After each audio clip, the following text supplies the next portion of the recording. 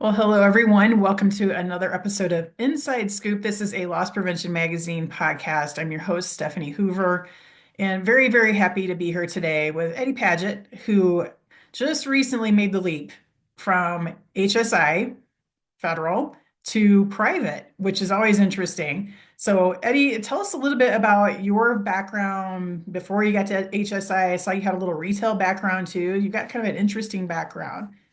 I did. Yep. I started in retail when I was young and worked my way up to management. Um, had an opportunity to leave there and get into law enforcement. So I did that. I worked just local patrol, traffic things, into investigations over the years, ultimately landing on a task force with Homeland Security investigations, a financial crimes task force.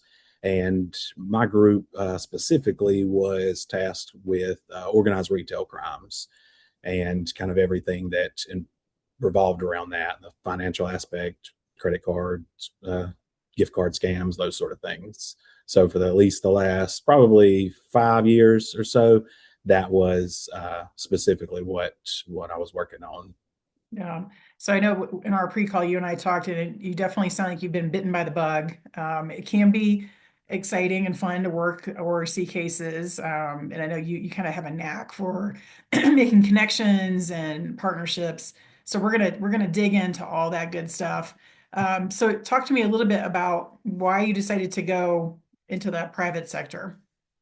Um, I I had an opportunity to move to the private sector. I was really passionate about specifically retail crimes, and the whole aspect of it, from the loss prevention side of it, kind of mitigating risks, to the reactive side. I liked all of it. All the law enforcement aspect of it is a lot of it's just reactive investigations, which is fun and I like it. But there's opportunities on the private sector that just a lot more to approach kind of a broader part of it. And like I said, I just had a really found I had a really big passion for it, and so kind of could narrow my scope to that. Yeah. And I'm not going to put words in your mouth, but I know back in my day, because I was thinking about going in law enforcement, I realized that the pay might be a little bit bigger in the private sector. So, It definitely is. It's definitely all the law enforcement are underpaid yeah, across all the levels, really. So yeah, very, very stressful job, very sometimes thankless job. Thank you for doing it for so many years. And I'm glad you were able to gain all these experiences. I know you and I had talked about sort of your rookie story. You want to tell us about your rookie story from Walmart and Kmart? yes, so that was when I was a rookie. That was kind of my first introduction into shoplifting. Somehow during my training, I managed to avoid any shoplifting calls with my training officer. So I was released on my own and got the typical call of two shoplifters detained at the local Walmart. And so I'm on my way, and I call my partner, and I was like, "Hey, I actually don't know what I'm supposed to do here when I get there." Yep. And he's like, "Oh, it's fine. I'll meet you there. Show you what to do." He'd been around for 10 years or so already, and so I pull up, walk in, partner grabs the receipt, from the loss prevention guy. Um, he's like, "All right, load them up in your car," and he's meet me across the street at Kmart parking lot. And I was like, "All right." So I put them in the car, drive across the highway, get out in the Kmart parking lot, and we open the door, let them go, yell at them, tell them not to come back to Walmart, just never come back, and send them on their way. So Mhm. a little while, that's how I handled shoplifting calls until somebody else that knew better went with me, and I was like, "Don't worry, I got this." And they saw what I did, and so kind of learned from that. Yeah, that's amazing. And I got to believe that there's especially from my experience working, in loss prevention, I've seen it myself. I'm just wondering why you guys chose Kmart. Did you have something against Kmart? It was across the highway. They didn't call as much. It was a good Oh, little drop off point for them. They could separate their ways. yeah, that's hysterical. Yeah, I'm sure that it happens probably to this day a lot. But yeah, I know from there the learning I'm sure continued. So were you able to partner up with some good AP professionals back in the beginning that sort of So gave you their side? it took a while to get there. And I did everything aside from retail, violent crimes, really got into drugs right before narcotic work, right before I started into retail. Mhm. And I remember years ago, the first time that I met like an actual retail investigator, not just loss prevention. Was helping out with basically another kind of shoplifting call, and these people showed up. They were investigators, and I was like, "Holy cow! They're more than just your local like big box person that just stopped somebody, at the door. Kind of Mhm. what I was used to seeing. These people had, backgrounds, education, interview techniques, and they were, a lot of them conducted surveillance. And so talking to them and realize they already had an entire case file built on these specific people that we had. Um, I loved it then, and we had a great group around Charlotte that really got into it, and everything from like over the counter medicines, pharmacies to the uh, like Lowe's, Home Depot type hardware stores, things like that. So we had a really good group that worked together Mhm. with law enforcement and the retail partners. We had kind of our own little task force that we formed. So That's amazing. Sometimes, it's those informal groups that are really effective. I'm a big fan of the Orcas. And I know you and I have talked about the Corca group, which is excellent. But sometimes it's the smaller informal ones that are really effective as well.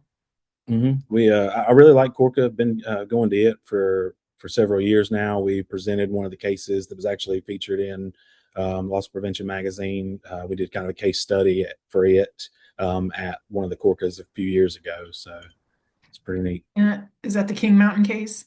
Yes, yep. Kings Yes. Mountain. That was one of the first like kind of bigger cases that we did where we actually got to like a second level fence. It was pretty high up, lots of money involved, a lot of organization, things like that. Awesome. Well, before we get into like your specific cases, because I know I want to talk about that, I want to sort of back up and talk about your time in narcotics. And it sounds like you got to be very good at cultivating informants. Can you talk a little bit about that? Because I'm super curious about how that works. So for decades, that's been the one of the standards for kind of how the operate like narcotics investigations operate is you catch people with drugs or you find people that want to snitch as what other people, but become a confidential source or an informant.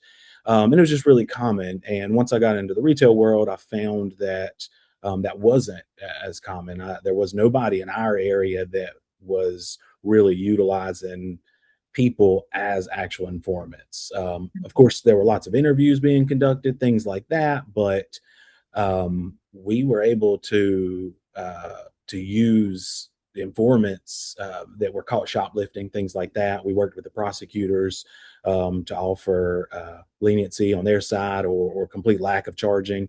Since since I was able to pair with the retailers themselves, since a lot of times they were the victims, of the crime, they were able to say, hey, we'll be able to forgive this one. We recovered all the assets, and so being able to use those people as informants to actually go and make purchases. We have a statute in North Carolina where we operated a lot that if you use like law enforcement agent or somebody acting as an agent, such as the informants and stuff, to sell what the other people believe is stolen goods. One of those agents, or one of the charge for that. So we're able to use that statute to get to a lot of shoppers, a lot of fences. Mhm. It really grew. I know the first time a lot of informants work for money, especially on the drug side, things like that. Same way, the first time I had an informant that was going to go buy stolen over-the-counter medicine, and I, bring back a big box of um, Allegra and things like that as evidence to the office, and tell people I paid somebody to do it. Everybody was kind of looking at me sideways when you come from, normally bringing in a gun or drugs or something like that. But the Mhm. dollar value is still there, and many times or most of the times, our retail cases, the dollar amounts outweighed the drugs, For 12 sure. times. Yeah. So just a weird question, but what makes a good informant? What are like the traits of a good informant? So a lot of where you start with are the boosters or or shoppers. Hmm. A lot of those are self-admitted drug addicts, and if you can find one that is not on drugs, that Yeah. really helps. But just somebody that listens, that's probably the biggest key, is if they can just listen to what you tell them, because Hmm. there's a lot of control. There's a lot of, you have to give them a lot of guidance. There's a lot of do's and don'ts and things like that. So finding somebody that listens, and on the very bottom level, people that have transportation, a cell phone, some way to communicate, something like that, or just which you would think would be common things, but a lot of times they're not at that level. No, So no. No, drug addicts, when they're seriously addicted, they're not the most dependable, that's, so yeah, I absolutely. would think it'd be hard to build trust both ways. So when you're interacting with this informant and you're trying to get them on board, how do you build that trust with them? I try to, I'm honest with them. I think that Yeah. carries a lot of weight. Law enforcement, when you act as law enforcement, you legally, they can lie to people. Um, Yeah, which I'm not a fan of, by the way, but Right. Yeah, I don't love that. I expected to be able to trust them, that they would do what I said and stuff. So hmm. I wanted them to be honest with me. So I was honest with them. I would shoot them straight. Just be relatable. Try not to talk down, to look down on them, or at least, where they feel that's what you're doing. Yeah. Um, you want to, I say, you kind of want to be friends with them. Obviously they're, in a different position, and you're not an actual, you're not going to go and hang out at the bar or something like that with them. But they're Mhm. people. A lot of them are in bad situations, make really bad choices. But instead of treating the crime or whatever it is that they do as some taboo type of the worst thing in the world, just being able to talk to them about it, like it's, because for them it's every day. A lot of them grew up watching, mom or dad and brothers and sisters do the same thing, and that's what they Yeah. do. So it's not an abnormal thing to them. So just being relatable and talking to them like they're a Yeah. person. Yeah, I love that. On the opposite side, when we talk about interviewing employees internally in retail, it's sort of the same thing. We have to build that rapport, build the trust, in a short time frame when you're doing the interview. So I think that there's a lot of transferable skills. Like people who really excel at doing internal investigations and interviews would probably be really good at cultivating informants, I would think. Absolutely. And one of the things I do is teach an interview class specifically for that. And it's not as much as on the mythology, like the methods of, like I've had the Wicklander Zulowski training and things, which is great. You carry some of that over, but Hmm. a lot of it, but it's not as much the method of interviewing and talking to them as like what you ask, how you ask it, things like that. There are a lot of key differences. Same fundamentals, but different approach to those people. Yeah, yeah. I like that you're bringing your own perspective and your own history to the training. That's great. Um, so with the informants, I know, like I said, you're building that trust. You're talking them through what they've got to do. But then how do you keep them on track? Because again, a lot of these are drug addicted folks. How do you keep them coming back and doing what they're supposed to do? Is it just the trust that keeps running through it, or how does that work? Oh, a lot of them, either there's generally, when it's on the law enforcement side and they're signed up and we're working with law enforcement, consulting them, or when I was doing it for them, there's two factors. They're either working off a charge, they've been caught shoplifting, and they're working Okay. to for leniency for that, and that's a big motivator, Sure. um, or they're getting paid, and obviously that's why they're stealing in the first place. Hmm. It's for money. So if you can do that, and some people, occasionally run into people that genuinely want to do better, and a lot of them, really, I've found, like, once you approach them as they're the consultant to you, and you kind of get them in that mindset, a lot of them get excited to share everything they've done. They will tell you how they stole, when they stole, um, you learn so much by talking to them, and like I said, I frame it as they're, which they are. I mean, they're teaching me. I'm learning, you know, how they do what they do, why they do it, when they do it. And when you frame it like that to them, a lot of them, they get excited and they just want to tell me Mhm. everything. So Yeah. Yeah, I think the key is probably finding that person who's not too far gone. I think about the folks that are on the fentanyl and the really hardcore, even the newer drugs that are coming out. I'm thinking, wow, those folks probably would not be the right choice for this. yeah, and that's Yeah. one of the things you do have to. You got to evaluate and filter out the people, because a lot of first getting into it, you get a lot of people that make a lot of false promises. They Sure. just don't want to. They don't want to go to jail, or they just really want the money, or they want to seem like they know more than they do. Hmm. After you do it a while, it becomes easier to pick up on the people that are kind of just blowing smoke, or Yeah. So what kinds of reasons have you heard from the offenders, like that they give you the reasons why they steal and get involved with the ORC? So the biggest justification that I've heard from across from, the one of the higher level fences that was making anywhere from 50 to 100,000 a month in Wow. stolen goods, down to homeless, uh, drug addict, strung out people. Uh, Mhm.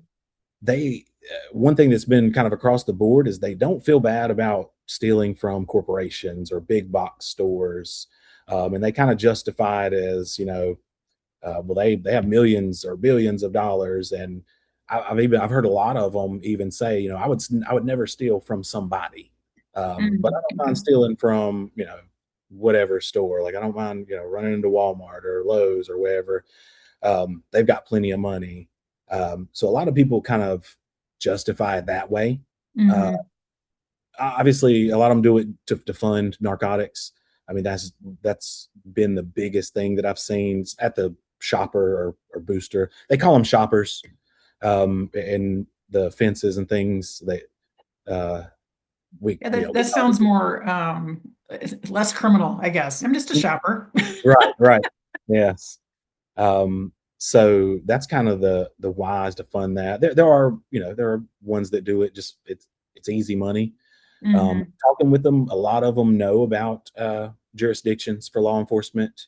Um, a lot of the shopper or booster level ones end up functioning in somewhat of a group. A lot of them have what I would consider the equivalent to a supervisor, which would be somebody with a driver's license and a car, Okay. that would be willing to drive them around. A lot of times that person doesn't go in the store thinking that they're minimizing their risk, and they'll have one or two people to go in and steal for them. Hmm. But they'll do it for just, it's easy money, and so they know about jurisdictions, and so they know it's less likely to get caught as they cross into different counties, different cities, different states. And if they do get caught, it's usually a shoplifting. It's a misdemeanor, very low bond, or sign their own bond, um, that type of thing. A lot of times it's not connected to all these other thefts, and they're not hit with these organized retail crimes or conspiracies. Uh, Hmm. and a majority at that level have a criminal history, and so they don't mind going to jail as much. They've been to jail, so it's not quite as a big deal to them. Three So hots and a cot. They're yeah, like, yeah, okay. the reward is more than the risk to a majority Sure. of it. That's the overall, I think, sense Yeah. of. Are you seeing that there's more recruiting of like teenagers and kids going on? Has that been a trend? Um, if you get, I guess, into the more urban areas, there are, with the kind of just takeover style, just run in and grab stuff. Mm. Okay. Uh, a lot of uh, higher end, like clothing. Some of it's category based. It seems like clothing, um, different things like that. A lot of younger people, things that they're more interested in. But your basic, like standard over the counter um, meds, tools, things like that, all ages. And a lot of the ones I've seen, especially as you get a little more rural areas, are middle aged, older, stuff like that. Uh, so Hmm. still pretty broad range. There are more younger people than I think there used to be. Yeah, that's interesting. I wonder if it's do they get to keep some of the stuff that they steal, and that's why, like you mentioned, clothing. I'm picturing like a Lululemon or a Nike store or something like that. Would that be Yeah, part of they do. it? Tennis shoes, things like Yeah. that. Grabbing when they can, grabbing shoes or some of the designer brands at the like higher end department stores. They go in, grab a handful of that stuff, run out. They're Hmm. high ticket and have a lot of street cred, I guess, as you wear a really nice name brand something. So they keep Yeah. it and they sell some, they make more money. Hmm. Whereas the drug addict that might be homeless or not as in a good living situation doesn't care as much to be wearing a Louis Vuitton Right. or some of those type of things. Yeah. Yeah.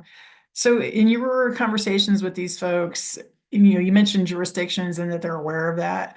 Are they aware of the technology? Like when they come in, they grab a stack of jeans, do they even notice that there might be RFID tags on those or any kind of, or camera They're tech? Do they see it?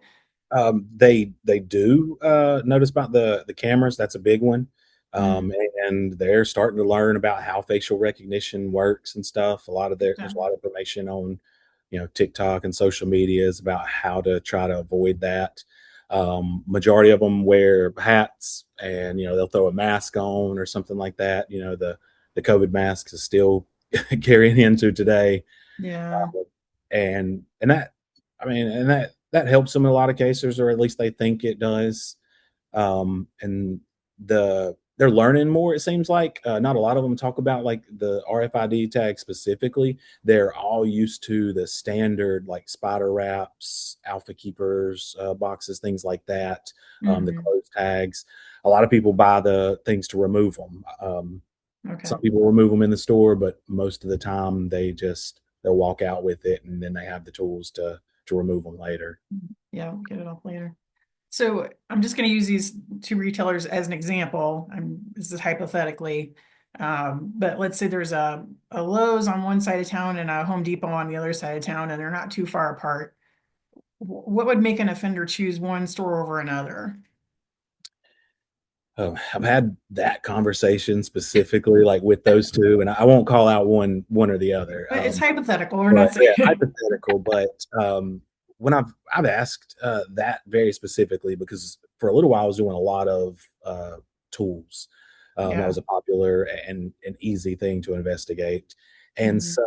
so the employee presence, whether it Mhm. Okay. was how things were locked up.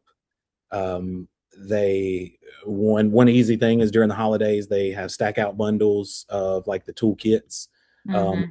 where typically they were locked up on the shelf in the cages. Within the holidays, they would have stack outs. They might have like a big spider wrap or one of the cable things around it, but it was ones they could pick up.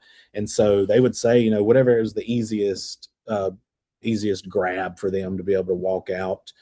Both of them, they know that they have policies about apprehensions. They learn just from experience, from people talking, things like that, that Hmm. they learn the people's policies. They know that, this store can't chase me into the parking lot. This store can't even approach me in the store. One particular person found out that I talked to found out that and I don't remember if it was Lowe's or Home Depot, but one of those had the same code on their lock for all the cages and the same code in actually a couple different stores just in one city over. Uh, Ouch. and he watched an employee open it, tried the code, it worked. He went to another cage, tried the code, and it worked. And then he told everybody. So Yeah. Sometimes, we keep talking about all this AI and the tech and the RFID. Sometimes it's just as simple as a code. Like that is so disheartening. yeah. Um, yeah. And I think that's where I love AI as a tool, and Hmm. it's great, and it is amazing at how far it's progressed and where it's going. But the way that it functions, it's hard to replace a conversation like that with the person that's actually in the store. The Right. person at your store steals the stuff. It's hard to replace that because an AI, it might recommend, well, you should change your codes or things, but hearing it from the person Hmm. and learning that kind of stuff. The AI learning models generally don't get to talk to drug addicts, so it's No. not learning from them as much as it just learns from professionals or people that they hire to put in their input. But you don't have a lot of self-admitted drug or crackheads on there, Hmm. you know on AI training it. Yeah. And I mean, this will be a common theme throughout our conversation, but backing up to don't just cut that booster loose after, or just send him off to jail or put him in the cruiser and let him go. There needs to be a conversation so you learn that kind of stuff. Like if you don't talk to them, you would never know that they were just using that same code over and over again.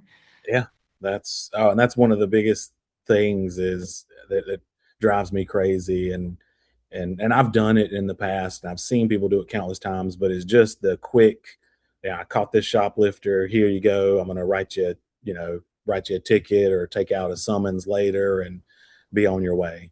And then you knock Mhm. out your internal report and call it done with nothing, no questions, no anything at all. I mean, I've Yeah. seen one of our biggest shopper level boosters got caught at a store, and he had thousands and thousands. I mean, I think it was just a booster level, close to 10 grand of product in his car in the parking lot.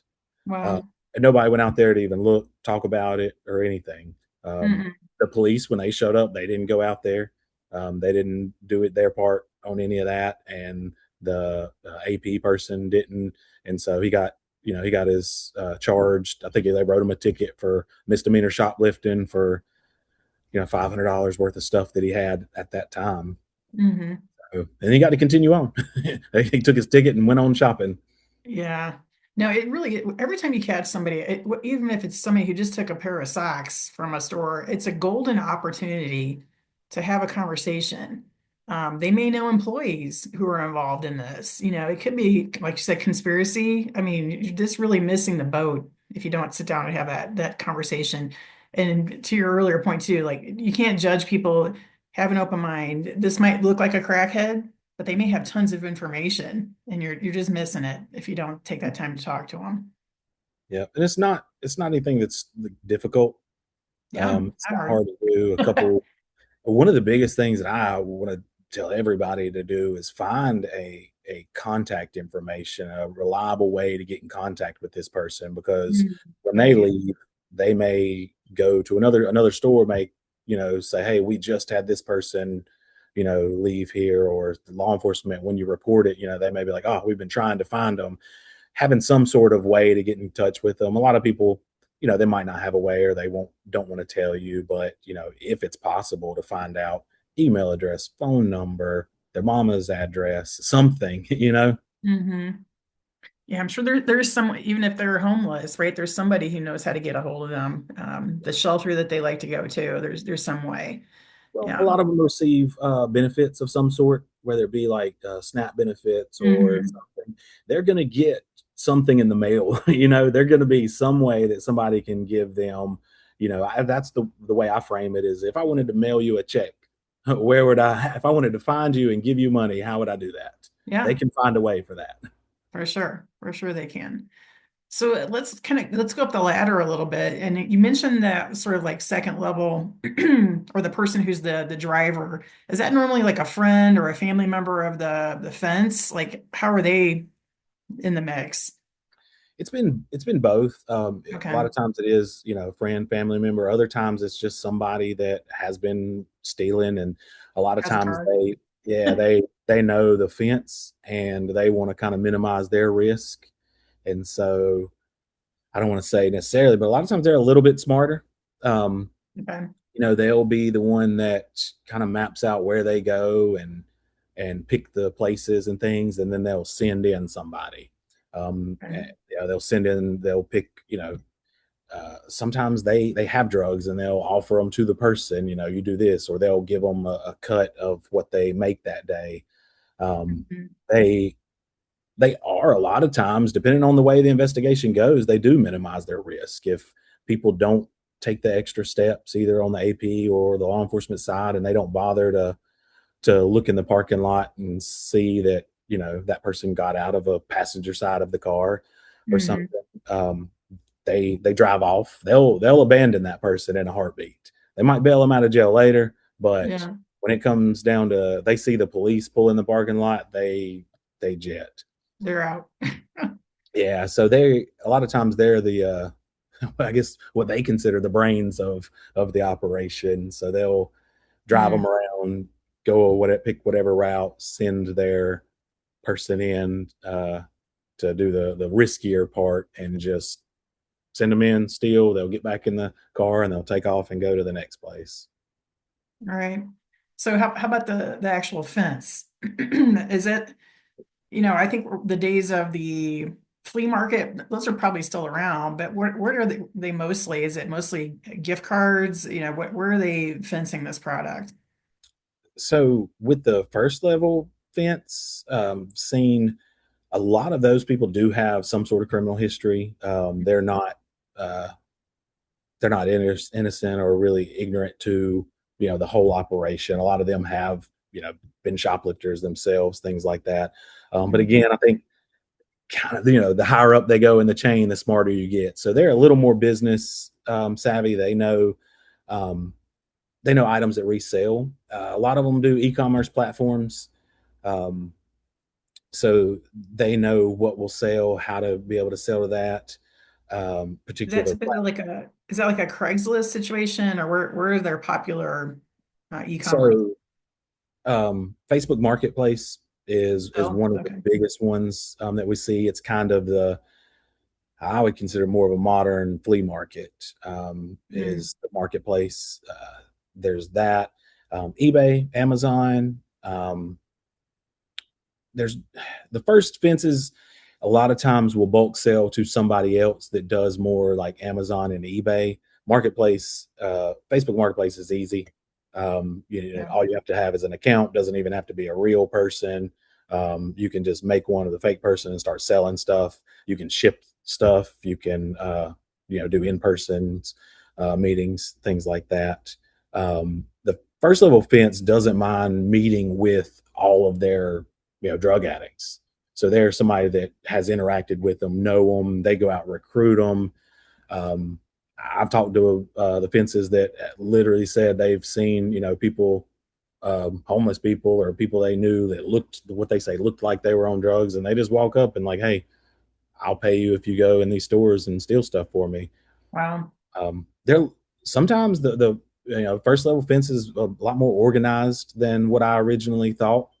Mm. Uh, Going into their houses and things and doing search warrants or and talking to them. Some of them run it like a full blown. I mean, it's a business to them. They have ledgers. They have Mhm. a lot. Majority of all of them have a shopping list. So when you talk to the boosters, that's another thing to go back when you're interviewing boosters. Ask them about the shopping list. A lot of them will Right. have it on them. They print it out or handwritten list of what to steal. Wow. So the first level fence has a shopping list. They have kind of an ongoing list of what they pay for what. If it's over the counter medicines, the different counts, the different brands.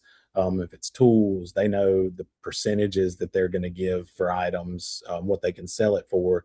A lot of them keep inventory. I mean, they know maybe not exactly, but they know what they have. I mean, I've seen them that uh, categorize every piece of inventory they bring. They write Mhm. it down, put it in a spreadsheet, things like that. So Wow. it's pretty impressive for them. Yeah. So the cases that you were involved with, Eddie, did you ever get to that top level fence that was working internationally? I know that's a lot of HSI cases recently that I've seen have had that international element to them. Yes. So the Kings Mountain one specifically was a good one that we definitely reached that the next level fence up from that first one that was dealing with everybody. Um, Hmm. he actually had a few first level fences selling him bulk product. He was getting, I know from the one fence that ultimately got convicted, got charged and convicted. Uh, he was the next level fence was buying just from him anywhere from 2 to 5 boxes, they would call it, and each box was um, anywhere up to $5,000 worth of product per week that he Wow. was buying. So that first guy, he had a lot of shoppers for him. I actually got to go and be one of them. I rode around with the boosters, um, as they stole stuff, and then we took it to that guy and sold it. So I got to see kind of his operation from the inside. Uh, Wow. but So the were next, all those boosters that you were riding with, did they know who you were? some of them did. Oh, wow. Others did not.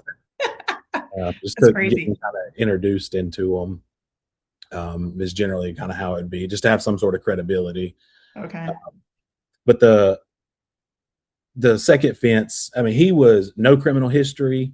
Um, had actually been through law enforcement training.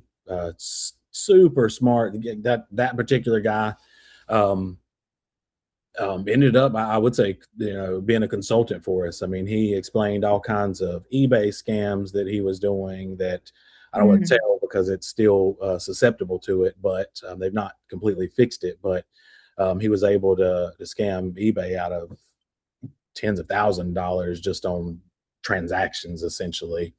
wow. Um, and I mean, he had a warehouse, he had a commercial office. Um, he had all kinds of, I mean, he had like the actual QuickBooks software type things. I mean, he was running a legitimate business, with stolen goods, and he was shipping internationally. He did a lot of Amazon, eBay, but then he had other wholesale buyers that was, I guess, kind of the next up. He was located in Cleveland County in North Carolina, and he was shipping to California, to Florida, to some Okay. other bigger places.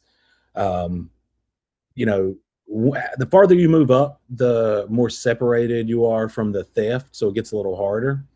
Uh, Hmm.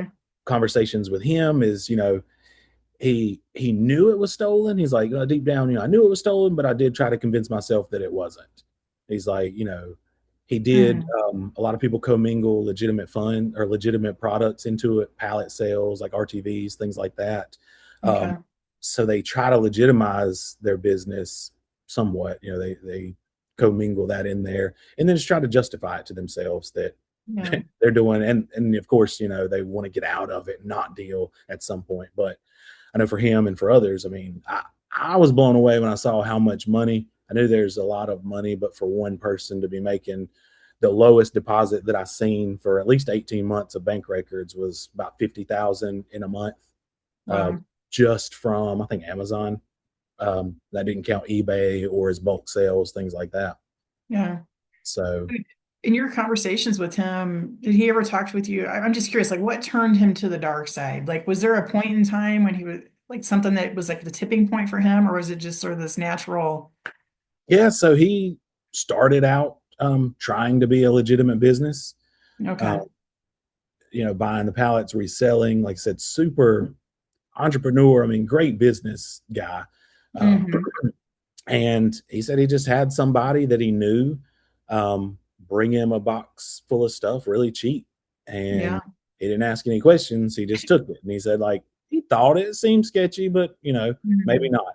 And then as time progressed, it was made very evident that, it was stolen. He talked about it. And then he was like, once he's already done it, he's already in it and doing it. And then he just like, well, if you're getting product, how about get this product? I can sell it much easier, or this Wow. product. And that's kind of how the shopping list flows down is through that. So Yeah. it That's is crazy. Yeah. It's a slippery slope doing that. that's Right. that's what he said. He's like, it started with just that little bit, and then it turned into just boxes and boxes and boxes. I mean, like I said, he had a warehouse, golly, with just shelves lined. I mean, I forget. I mean, it was a lot. So Yeah. Yeah. So take all of your, all of your experiences, and I know that this is kind of with your new business that you're into, sort of the angle that you're taking, but how does all the things that you've learned help those retailers build cases or mitigate risks from happening in the first place? What's your perspective on that? So I just offering a different perspective Hmm. for me and my business, having worked on the law enforcement side of it and done those, I know what law enforcement are looking for. But I know a lot of I've worked with a lot of retailers that's done it for a long time, and they're great people, super smart, but a lot of times they still miss the mark on, what's needed. Right. And a lot of it's different, local level, the state level, on the federal level. I would have to write reports if it was going to, a local PD one way. Obviously, federal prosecutors want reports a completely different way, structured different, the files that they get different.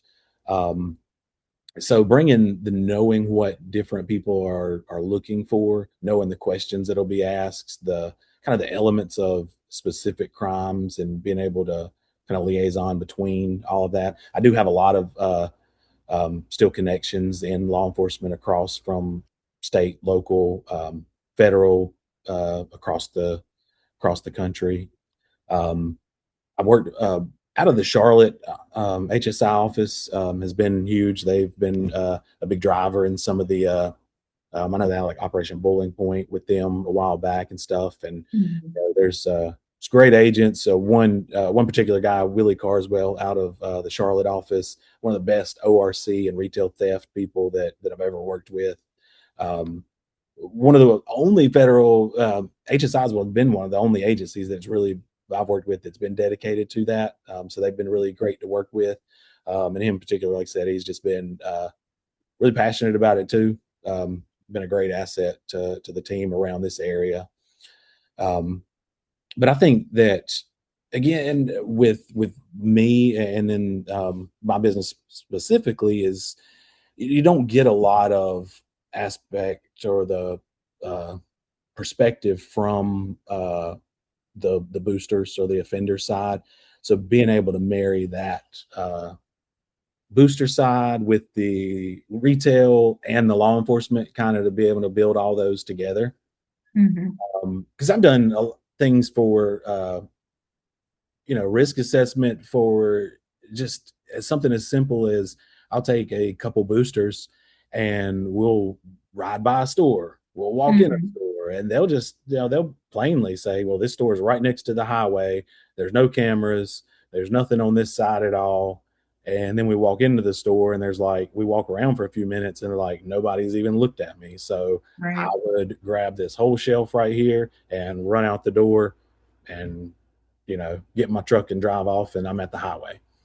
Something as simple as that, and or the position of things. I've taken them into a store, and they're like, "Well, they put this product right here, right in front of the door, and we love these, and there's nothing between that and the door, so I would just grab it and go." And then so tell the retailers, "Hey, this is what they're looking at," and so that particular store is able to reposition something. So Right. I love it. I know you have a lot of great information and knowledge that you can share. And maybe sometime you can recruit one of your boosters to be on my podcast. That'd be really interesting. yeah, Um, actually talked about that with one of them, and I had one that was one or two that was super excited. They were like, they really wanted to that. Like I said, whenever you treat them like a consultant, they want to tell it all. So I've got some that are not not strung out. Um, yeah, that'd be awesome. So maybe part two, we could talk about that. But yeah. so Eddie, we're going to wrap it up, but how can people reach you if they wanted to tap into your knowledge a little bit more?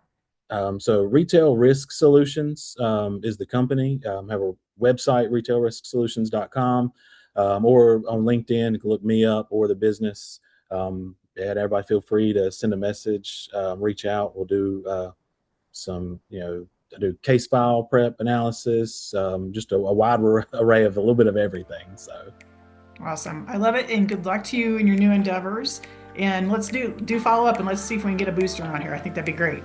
absolutely. Thank you. I All right. appreciate it. Have a good day, Eddie. All right, you too.